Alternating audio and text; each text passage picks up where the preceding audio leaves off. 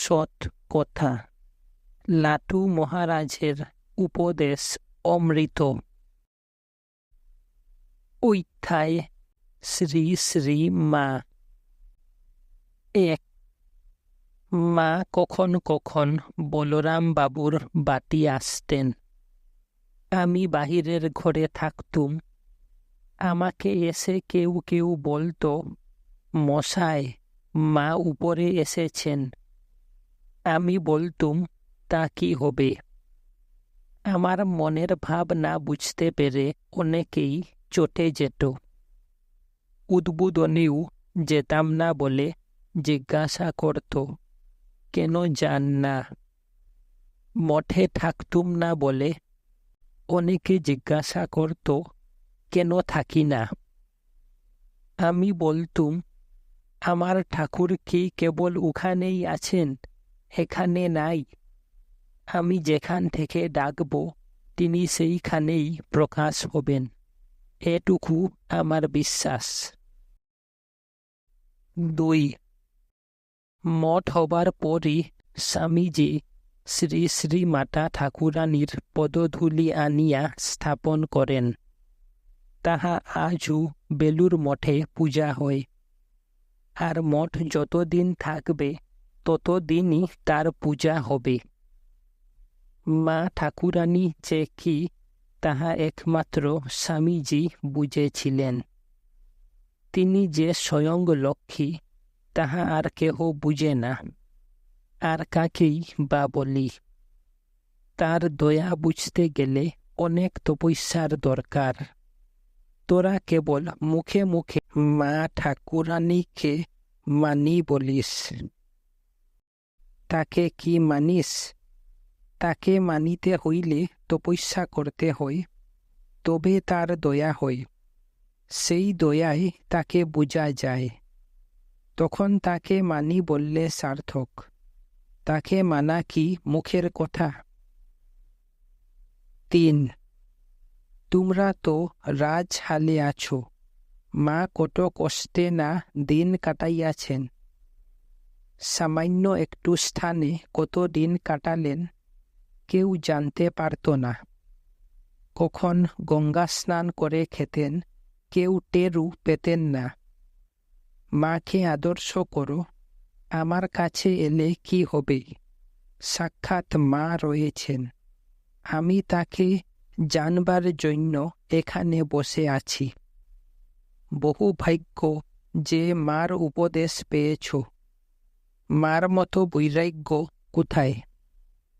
দাঁত থাকতে দাঁতের মর্যাদা বুঝলে না, শেষে টের পাবে।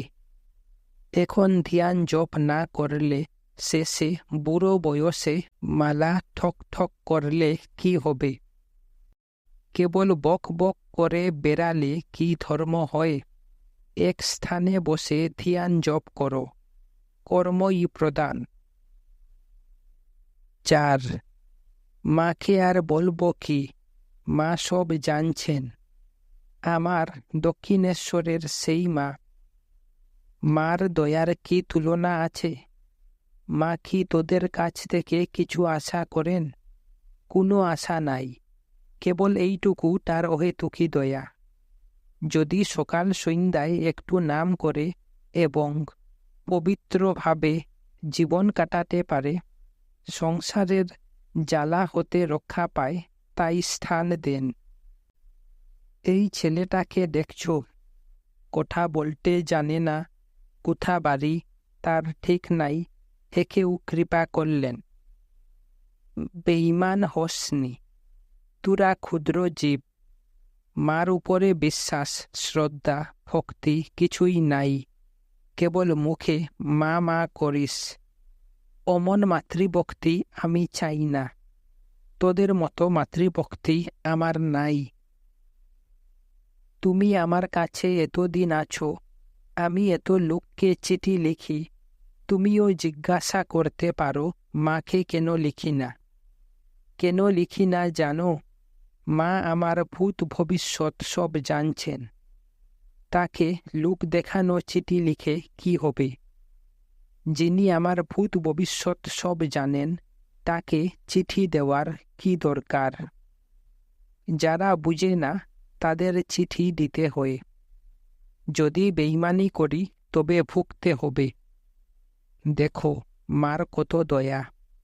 যদি কেউ মার কাছে বলে, মা আমি ডাক্তার হব, উকিল হব, মা বলেন, তা বেশ তো, তাই হও। কেউ বিয়ে করব বললেও মা প্রায় সম্মতি দিতেন। মা জানেন ওর ভিতর ভিতর ইচ্ছা আছে, বারণ করলে কি হবে। আমি মার কথা যেখানে সেখানে বলি না। ঠাকুর ও স্বামীজির কথা বলে থাকি। সকলে বুঝবে না, উল্টো বুঝবে, তাই। বেলুরে নীলম্বর মুখার্জির বাড়িতে যখন মা সেখানে থাকতেন, সেখানে যোগীন মহারাজ একদিন ছিলেন না। সেই দিন আমাকে বাজার করতে বলায় আমি বলেছিলাম, আমার দ্বারা ওসব হবে না, তোমাদের হাঙ্গামা পোয়াতে পারব না। যাই, যোগীনকে ডেকে দিই গো। মা বললেন, যে কাজ নেই থাক। এরকম কত উৎপাত করতুম। মা কিন্তু কখনো বিরক্ত হতেন না। মার কি অতুল সহ্য গুণ, তার তুলনা নাই। লোকে এত বিরক্ত করে, কিন্তু মা কখনো বিরক্তি দেখান না। ৮ আমি যদি মার কাছে না গেলাম, আমায় মা কি পর হয়ে যাবেন? মাকে কি মনে করি জিজ্ঞাসা করছ?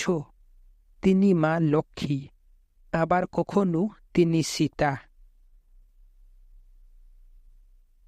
অধ্যায় ধ্যান, শ্রদ্ধা, ভক্তি ও প্রেম। ১ পুজোতে মনটা বসে গেলেই খুব হলো। পূজা মানে তার জিনিস তাকে দেওয়া। যে ভগবানকে ভোগ না দিয়ে খায় সে চোর। শ্রদ্ধা ও প্রীতির সহিত পূজা করলেই সেখানে ঠাকুর থাকেন, তা না হলে তিনি পালিয়ে যান। পূজা, ধ্যান, জপ করলে হিংসা চলে যায়। সাধুরা ইচ্ছা করেন শরীরটা ভালো থাকুক, বেশ ধ্যান জপ করি। কিন্তু ধ্যান জপ করা অতি শক্ত কাজ। একটা হুকুম মানবার ক্ষমতা নাই, ধ্যান জপ করবে কি? ধ্যান জপ করলে নিজের দোষটা বুঝতে পারা যায় এবং পরের জন্য প্রাণ কান্দে। যারা ধ্যান জপ করবে তারা রাত্রে কম খাবে। রাত্রই ধ্যান জপের প্রশস্ত সময়, কারণ তখন চারিদিক নিস্তব্ধ থাকে। বেশি খেলে হাঁসফাঁস করে মন ধ্যান জপে ভালো বসে না। ২ ভগবানকে যে ভালোবাসে সেই ধন্য। মানুষ আজ ভালোবাসবে, হয়তো কাল আবার ঘৃণা করবে, কারণ মানুষের ভালোবাসার স্বার্থ আছে। কিন্তু ভগবানের ভালোবাসায় স্বার্থের গন্ধ মাত্র নাই। মানুষের ৯৯টা উপকার করো, কিন্তু একটা অপকার করলেই মানুষ ঘৃণা করবে। আর ঈশ্বরের নিকট ৯৯টা অপরাধ করে আরও একটি বার ব্যাকুলভাবে প্রার্থনা করলেই তিনি আশ্রয় দেবেন। পুজো কি জিনিস, তাকে কি দিব, সবই তো তার। ভালো ভালো জিনিস যা দিবি তার ছাড়া তো আর কারুর নয়। তবে ঠাকুর বলতেন, যেমন একজন বড়লোক তার নিজের বাগানে গেছেন, বৈঠকখানায় বসে আছেন, মালি-টালি সব বাগানের কাজে ব্যস্ত আছে, এমন সময় দারোয়ান এসে বললে, বাবু, আপনার জন্য কাল থেকে একটি গাছ পাকা পেঁপে তুলে রেখে দিয়েছি, আপনি নেন। বাবু জানে বাগান তার, গাছ তার, পেঁপেও তার, কিন্তু দারোয়ান যে শ্রদ্ধা করে পেঁপে রেখেছিল, বাবু কি দারোয়ানের সেই শ্রদ্ধা দেখবেন না? পূজা করাও যে সেই রকম। 3. ঠাকুর বলেছেন, কিছু খেয়ে দিয়ে পূজা করলে কোনো দোষ নাই। তা না হলে পেট চুই চুই করবে, পূজা কেমন করে করবে? কেবল খাবার দিকে মন থাকবে। কিছু খেয়ে তারপরে পূজায় বসলে মনটা স্থির হয়, আর খাই খাই ভাব থাকে না। 4. বাহিরে ভক্তি, ভিতরে কপটতা, এ ভারী খারাপ। ওখান থেকে ভগবান অনেক দূরে। এরা একটা না একটা স্বার্থ নিয়ে ভক্তি করে, তাই এদের কিছু উন্নতি হয় না। জন্য ঠাকুর বলতেন, মন মুখ এক করে ভক্তি করতে হয়। লোক দেখানো ভক্তিতে কিছু ফল হয় না। ওসব পাটুয়ারি বুদ্ধি, ওখান থেকে ভগবান অনেক দূর। লোক দেখানো ভক্তি বেশি দিন থাকে না, সময় মতো স্বরূপ বেরিয়ে পড়ে। তাই যা করবে তা ঠিক ঠিক প্রীতি ও শ্রদ্ধার সহিত করবে।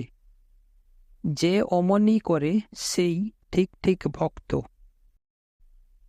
এখন আমার সেবা করতে কষ্ট হচ্ছে, শেষে একটা কথার জন্য তোরা কাঁদবি। শরীর চলে গেলে ছবিতে ফুল দিলে আর কি হবে? শরীর থাকতে থাকতে সেবা করলে তার কল্যাণ হবে। একদিন ঠাকুর প্রাতে শৌচে যাচ্ছিলেন পঞ্চবতীর কাছ দিয়ে। দেখলেন পঞ্চবতীর তলায় বসে কেদার ধ্যান করছে। ঠাকুর যেতে যেতে আপনার মনে মনে গুনগুন করে বলতে লাগলেন, কেদার যার ধ্যান করছে সে এক গারু জলও পায় না। 6. সংসারী বলো আর ধর্মই বলো, শ্রদ্ধা ও প্রীতি না হলে কিছুই হয় না। উপরুধে কি কোনো কাজ হয়? প্রীতি থাকলে আর ছাড়তে ইচ্ছা হয় না। ক্রমশ ভগবানে মন বসে যায়। প্রীতি হল প্রধান। 7. আমি আছি আর আমার ইষ্ট আছে, এ জগতে আর কেউ নাই। তাহলে চিত্ত শুদ্ধ হবে। একেই বলে ধ্যান। 8. ঠাকুর বলতেন, বিয়ে করে কি পাপ করেছিস? ভয় কি রে? আমি আছি, আমার দয়া থাকলে কোনো ভয় নাই। তবে বিয়ে করে মুগ্ধ হওয়া খারাপ। অধ্যায় ত্যাগ ও বৈরাগ্য। 1. যে ধর্মে যত ত্যাগী জন্মায় সেই ধর্ম তত শ্রেষ্ঠ। 2. ঈশ্বর লাভ করতে হলে ঠিক ঠিক ত্যাগ চাই। ভগবান ত্যাগীকে খুব ভালোবাসেন। ত্যাগের ভাব না এলে ভগবান লাভ হয় না। ত্যাগ বলতে গেলে ধন মান এসব তো ত্যাগ করতে হবেই। এমনকি দেহটাও, যা এত আদরের সামগ্রী, সে দেহটিকেও সময় সময় ভুলে যেতে হবে। ভোগের ইচ্ছা একটু থাকলে ত্যাগ কখনো সম্ভব হয় না। বাসনাপূর্ণ মন কখনো কি ত্যাগের কথা পর্যন্ত ধারণা করতে পারে? যে মান চায় তার কাছে ভগবান বহু দূরে। 3. অভাব থাকলে মানুষ ঠিক ভগবানকে ডাকতে পারে না। কিন্তু মানুষের অভাবের সীমা নাই। অভাব বোধ অমনি জিনিস, যত মনে করবে আমার অভাব আছে, ততই দেখবে অভাব বাড়ছে। সেই জন্য যারা ভগবানকে পেতে চায় তাদের নিবৃত্তি অবলম্বন করা উচিত। 4. ত্যাগী সন্ন্যাসী হওয়া কি মুখের কথা? ঠিক ঠিক সন্ন্যাসী হতে গেলে অনেক হাজার জন্মের সাধনার দরকার। তারা কত জন্ম রাজত্ব করেছে, রাজ্য সুখ ভোগ করেছে, তবে বিতৃষ্ণা এসেছে, তারপর না সন্ন্যাসী হয়েছে। 5. সামান্য সুখ ভোগ, মান, যশ, টাকা কড়ির জন্য লোক পাগল হয়। ওই সকল লাভ করবার জন্য কত কুমতলবী না করে। বুদ্ধদেব রাজার ছেলে, তিনি কিন্তু জ্ঞান লাভের জন্য রাজত্ব পর্যন্ত ছেড়ে দিলেন। আবার তপস্যা করতে করতে যখন সিদ্ধাই আসতে লাগল, তখন তিনি বললেন, তপস্যা না করেই রাজত্ব পেয়েছিলাম, এখন কি আবার তপস্যা করে ওই সকল ভোগ করতে হবে? এই বলে তিনি সিদ্ধাই টিদ্দাই তাড়িয়ে দিলেন। বুদ্ধদেবের মতো ত্যাগী হতে পারলে ভগবানের সাক্ষাৎকার হয়। ভগবান লাভের জন্য সমস্ত ত্যাগ করতে হয়। মুক্তি কটা লোকের হয়? রামপ্রসাদ বলেছেন, গৌরী লক্ষের দুটা একটা কাটে, হেসে দাও মা হাত চাপড়ি। অর্থাৎ ভগবান নিজেই মুক্ত করে দেন, আবার নিজেই মুক্ত পুরুষকে আদর করেন এবং বাহবা দেন। 6. ভগবান বলেছেন, বিষয় বাসনা ছাড়লে আমাকে পাবে। বিষয় পেতে হলে আমাকে পাবে না, দুই একসঙ্গে পাবে না। 7. কোনো বিষয় জোর করে ত্যাগ হয় না। 8. ত্যাগ না হলে তাকে বুঝবার জো নাই। 9.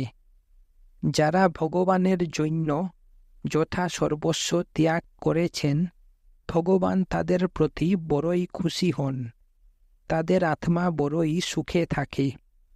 সংসারীরা তাকে ঘৃণা করেন, কিন্তু ভগবান খুব আদর করেন যে আমার জন্য তুমি সব ত্যাগ করেছ। 10. চৈতন্য মহাপ্রভু ভগবান বলো, বিষ্ণুর অবতার বলো, লেখাপড়ায় খুব পণ্ডিত, তিনি ভিক্ষে করে খেয়েছেন, তা জীবের কা কথা। তিনি মেয়েদের ব্যাপারে খুব কড়া ছিলেন। যে সাধু হবে সে ওই সব ত্যাগী মহাপুরুষদের জীবন দেখবে। 11. তোরা ত্যাগী, ত্যাগী বলে অহংকার করিস। কিসের তোরা ত্যাগী? তোদের কি আছে যে তোদের ত্যাগ হবে?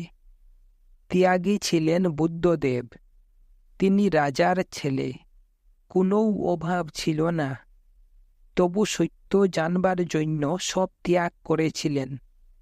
ত্যাগের একমাত্র আদর্শ বুদ্ধদেব, একেই ত্যাগী বলে। বুদ্ধদেব রাজার ছেলে, সত্য সত্যই উপলব্ধি করেছিলেন, সব শক্তি চেয়ে ধর্মশক্তি বড়। ভগবানের জীবের প্রতি দয়া অপার। রাজত্ব সুখের জন্য লোক ব্যস্ত হয়ে আছে, যদি আমার হুকুম মানে এই কথা ভেবে বুদ্ধদেব রাজত্ব ছেড়ে দিলেন। নিজে কষ্ট করলেন জীবের জন্য। 12. সাধুর ত্যাগী শুভা, সংসারীর টাকাই শুভা। সাধু আর গৃহী কত তফাৎ। গৃহীরা মান ইজ্জত নিয়ে পড়ে আছে, সাধু মান ইজ্জত ছুঁড়ে ফেলে দিচ্ছে। তাই বলি, গৃহীর সাধুর কাছে সব সময় থাকতে নাই, তাহলে উভয়ের ভাবভঙ্গ হতে পারে। আপনারা মাস্টার মহাশয়ের কাছে যাবেন, ত্যাগীর আশ্রয় নিলে জন্ম জন্মান্তরে সাধু হতেই হবে। 13. ছেলেদের কর্মের কথা বলিলেই বৈরাগ্য বা আলস্য উপস্থিত হয়। জগতের সকলেই সুখ চায়, দুঃখ কেহই চায় না। 14 যে ছেলে সাধু হয় তার বাপ মা যদি খুশি হয়, ছেলের যথার্থ মনুষ্যত্ব লাভ হলো এই কথা বুঝতে পারে, তাহলে বড়ই সুখের বিষয়। বুঝতে পারে না, তাই এত গোল যোগ করে। ছেলে সাধু হলে বাপ মার কত ভাগ্য, সাধু হলে সে সুখে থাকবে। আর যদি সেই ছেলেকে ধর্মপথে বাধা দেয়, তবে বড়ই দুঃখের বিষয়।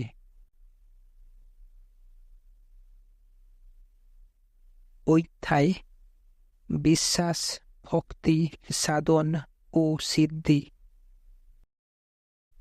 1 যদি কিছু কঠিন থাকে তবে সেটি ধর্ম। ভগবানের দয়া ভিন্ন হয় না। একটা কড়া কথা বললেই ছোট হয়ে যায়, সেই মন নিয়ে কি ধর্ম হয়? আজকাল লোকে যে ধর্ম ধর্ম করছে, কুসব হুজুগে ধর্ম। ঠিক ঠিক লোক কটা, কজন লোক ধর্ম চায়? সকলেই হুজুগে ধর্ম করে। তবে ভালোর মন্দটাও ভালো এই পর্যন্ত। স্কুলে যেমন মাস্টারের কথা না মানলে লেখাপড়া হয় না, তেমনি যে ধর্ম জানে তার কথা না মানলে ধর্ম হয় না। ফাঁকি দিলে ধর্ম হয় না। রামপ্রসাদ বলেছেন, মন ভেবেছ কপট ভক্তি করে শ্যামা মারে পাবে, এ ছেলের হাতের লাড়ু নয়, যে ভুগা দিয়ে কেড়ে খাবে। সাত গায়ে আর মামদুবাজি কেবা কারে ফাঁকি দেবে, সে করার করা তৈশ্য করা, আপনার গণ্ডা বুঝে লোবে। আইন সুরত গঙ্গা জলি করেছ সাবধান হবে, তুমি মস্তে মস্তে মুখ মুছে খাও, এ কথা কি জানতে রবে। কমলাকান্তের মন এখন কি উপায় করিবে, কালী নাম লও সত্তর হও, নামের গুণে তরে যাবে। তুমি ভগবানকে ফাঁকি দিবে কি, তিনি তোমার চেয়েও চালাক।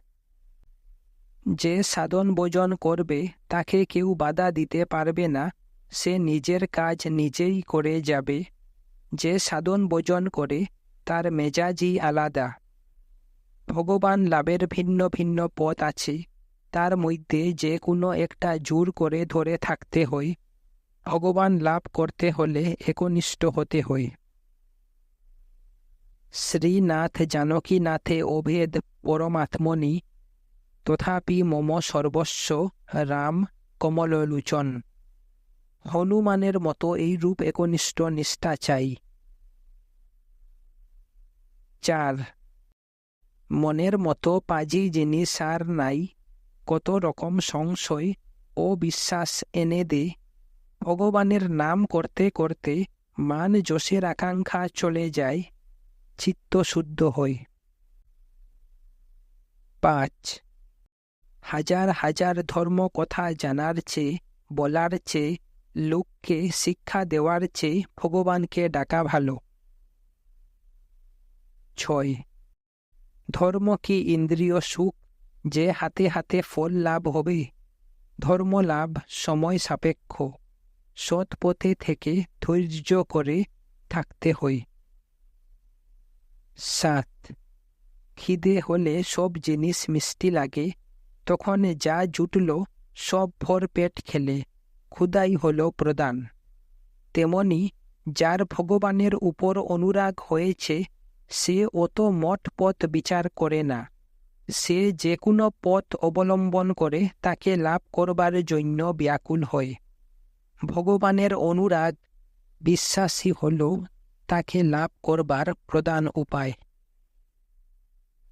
8 ঋষিরা শ্রীকৃষ্ণকে স্তব স্তুতি করতেন, তাই তিনি তাদের জানিয়ে দিলেন, আমি ভগবান।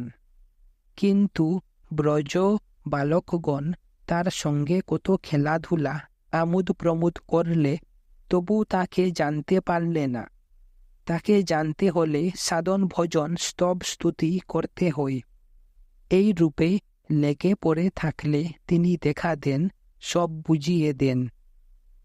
যতই ঘুরো ফেরো না কেন, দেখবে কোথাও কিছুই নাই, কেবল কর্মভোগ। এক জায়গায় বসে মন স্থির করে ডাকলেই হয়ে যাবে। 9. গুরু বাক্যে সংশয় করলে কখনো ধর্ম হয় না। একজনের উপর নির্ভর করা কি কম কথা? সুখ আসুক দুঃখ আসুক, গুরুর আজ্ঞা প্রতিপালন করে চলতে হবে, তবেই মঙ্গল। 10. চরিত্রহীন হলে কি ধর্মের মর্ম বোঝা যায়? ভগবান বলছেন, হে জীব, সৎ হও, পবিত্র হও, চরিত্রবান হও, তবে তুমি আমাকে বুঝতে পারবে। চরিত্রহীন হলে শাস্ত্র পুরাণাদির কথা বুঝতে পারা যায় না। সেই জন্য লোকে সব গল্প গুজব মনে করে। সাধন ভজন তপস্যাদি করলে ওই সকলই আবার সত্য বলে মনে হয়। 11. যে ঠিক ঠিক সাধু হবে তার কোনো স্বার্থ থাকবে না। ভগবানের প্রতি কি করে ভক্তি শ্রদ্ধা হবে, এইটুকু মাত্র স্বার্থ তার মধ্যে থাকে। সংসারের ঝঞ্ঝাট তার ভালো লাগে না। শান্তি পাওয়ার জন্যই সাধু হয়। 12. যার ধর্ম ভয় আছে, ভগবানকে ভয় করে, সে তো সৎ লোক। কোটা লোক এরূপ হয়। 13. বরাবর গুরুর উপর, সাধুর উপর, ঠাকুরের উপর ভক্তি শ্রদ্ধা বিশ্বাস থাকা কঠিন। যার থাকে সেই ভাগ্যবান পুরুষ। তার উপর ভগবানের খুব দয়া বলতে হবে। 14. ভিক্ষা করে খাওয়ার উদ্দেশ্য কি? মান অপমান লোকলজ্জা সব কাক বিস্তার মতো ত্যাগ করতে হবে বলে। ভিক্ষুকের আর উৎসবের ধার ধরতে হয় না। ভিক্ষা করে খেয়ে ভগবানের নাম করো, তাহলে তার দয়া হবে। 15. এ জগতে সুখ নাই, সব মিথ্যা। একমাত্র ভগবানই সার, এসব কথা কি সকলে বুঝতে পারে? ভগবানের বিশেষ দয়া না হলে এ সকল কথা ধরা যায় না। 16. গুরু এবং ইষ্ট এক, এই একই আবার লীলাতে বহু। ইনি ব্রহ্ম, আদ্যা শক্তি, জীব ও জগৎ। ব্রহ্মা বিষ্ণু ও শিব একেরই ভিন্ন ভিন্ন রূপ।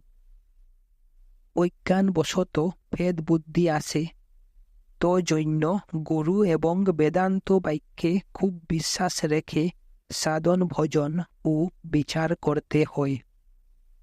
গুরু এবং ইষ্টে খুব নিষ্ঠা চাই, ক্রমে ক্রমে সব অভেদ উপলব্ধি হবে। তিনি সর্বত্র সর্বঘটে আছেন। 17. শাস্ত্রে তো বড় বড় কথা আছে, তাতে হবে কি? জীবনে প্রতিপন্ন করা চাই, ইহাই সাধনা। 18. খালি মন্ত্র নিলে কি হবে? মন্ত্র নিয়ে গুরুর উপদেশ মতো কাজ করতে হয়, তবে তো গুরুর মহিমা বোঝা যায়। 19. যতদিন ভগবান সাক্ষাৎকার না হয়, ততদিন ঠকানো বুদ্ধি যায় না। 20. তিনি বলতেন, খাবার সংস্থান থাকলে জুচ্চরি প্রবঞ্চনা না করে দুটো খাও দাও, তার নাম করো, তাতে আত্মা সুখে থাকে। 21. সকাল দুপুর সন্ধ্যা মধ্যরাত্রি, এই 4 সময়ের মধ্যে যে সময় ইচ্ছা সে সময় নিয়মিত রূপে ধ্যান জপ করা উচিত। তাহলে তাড়াতাড়ি সাধনে উন্নতি হয়ে যায়। 22. ভগবান চাই, এই জগতের কর্তাকে যদি না পেলাম তবে জন্ম বৃথা। প্রহ্লাদের পবিত্র অহৈতুক বৈরাগ্য। কারুর হেতু সে বৈরাগ্য হয়, তাও ভালো। যে কোনো কারণে ভগবানকে ডাকতে পারলেই ভালো, ভগবানকে ডাকতে পারলেই হলো।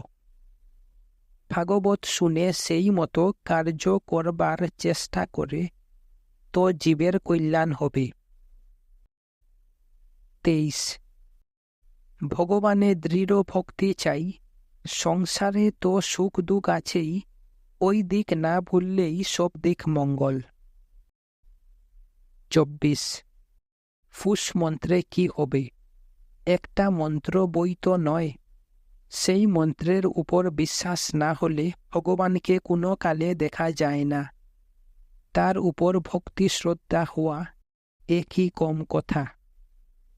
বাপ মাকে দেখেই ভক্তি হয় না। 25 এরা সাধু, ভিক্ষের কোনো ঠিক নাই, অথচ তিলভাণ্ডেশ্বরের কি সেবা করছে দেখলে অবাক হতে হয়। ভোর 4টায় উঠে এই দারুণ শীতে গঙ্গা স্নান, পূজা পাঠ করে আবার সন্ধ্যার সময় স্নান করে আরতি আদি করে, এ কি কম কথা? আমি তো পারি না। ঠিক ঠিক ভক্তি থাকলে এই রকমই হয়। ঠাকুর দেবতার সেবা করা ভাগ্য বই কি। যাকে দিয়ে সেবা করিয়ে নেন সে মহাভাগ্যবান, কিন্তু সকলে তা বুঝতে পারে না।